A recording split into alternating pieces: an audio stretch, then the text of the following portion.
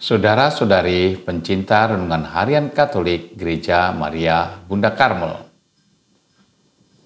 Mendengar kata tamak, maka pikiran kita terbawa pada gambaran seseorang yang dengan segala cara mengumpulkan harta sebanyak mungkin.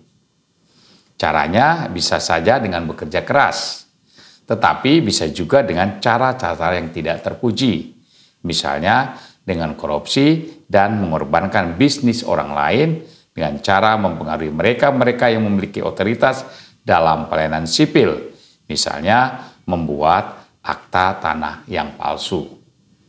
Apa tujuannya? Sangat sederhana, jaminan hidup.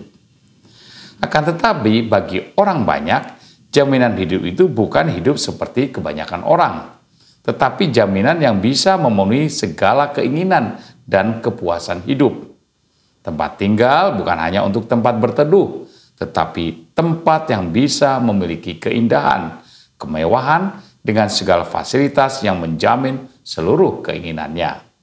Tempat tinggal yang mengedepankan pemikiran, kekayaan adalah jaminan kehidupan manusia.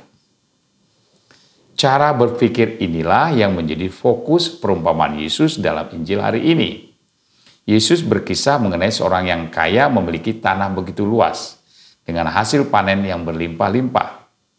Hartanya begitu besar.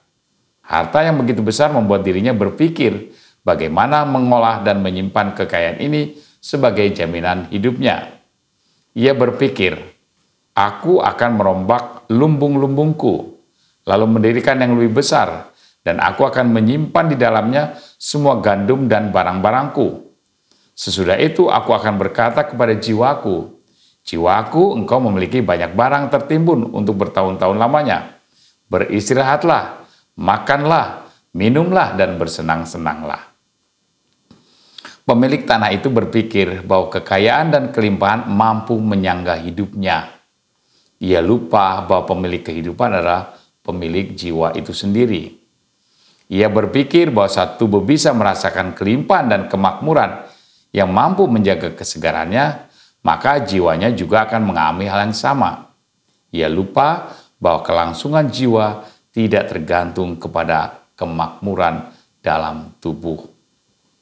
Jiwa bukanlah miliknya. Saat jiwa diambil sang pemilik, maka tubuh yang terjaga dengan segala kemakmuran dan kelimpahan menjadi tidak berarti apa-apa. Orang tamak adalah orang yang mengumpulkan harta bagi dirinya sendiri, tetapi ia tidak kaya di hadapan Allah. Demikian Yesus menjelaskan arti tamak yang diberikannya sebagai penutup dalam kisah perumpamaan yang ia berikan kepada orang banyak. Penjelasan Yesus dalam menutup perumpamaan yang menjelaskan arti tamak memberi pengertian kepada kita jantung dari tamak, yakni kesenangan diri sendiri.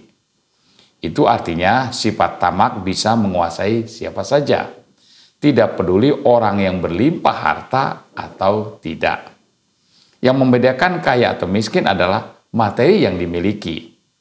Orang berlimpah harta tentu jumlah kekayaannya begitu terlihat dengan sangat jelas bagi banyak orang. Sedangkan orang miskin tidak bisa dilihat orang. Karena itu tidak mengherankan orang berlimpah harta bisa dicaci maki karena ketamakannya. Orang tidak mampu bisa dimaklumi orang miskin, orang tidak mampu bisa dimaklumi ketamakannya, bahkan dibela. Akan tetapi hakikatnya sama, memuaskan diri sendiri. Sebagai contoh, saat dibagi sembako murah, yang jelas-jelas satu keluarga mendapat satu sembako, tidak jarang ditemui satu keluarga menggerakkan semua anggota keluarganya untuk mengambil, dan karenanya keluarga lain tidak mendapat bagian. Ia miskin, ia tidak berharta, tetapi sesungguhnya ia tamak.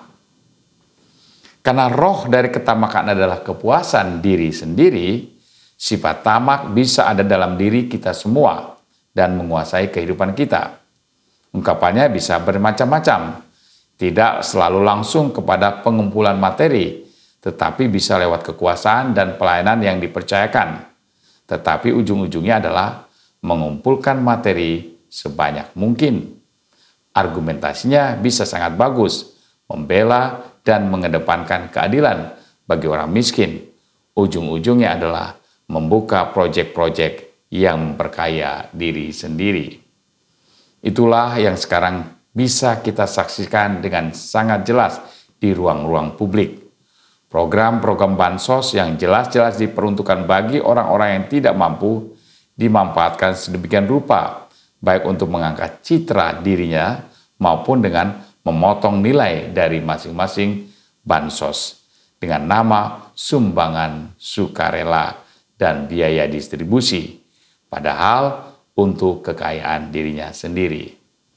Kita tentu tidak menyukai hal tersebut, tetapi mungkin kita juga perlu dalam melihat gereja kita sendiri. Jangan-jangan sifat tamak itu juga menguasai gereja, tetapi dengan baju pelayanan. Tuhan memberkati.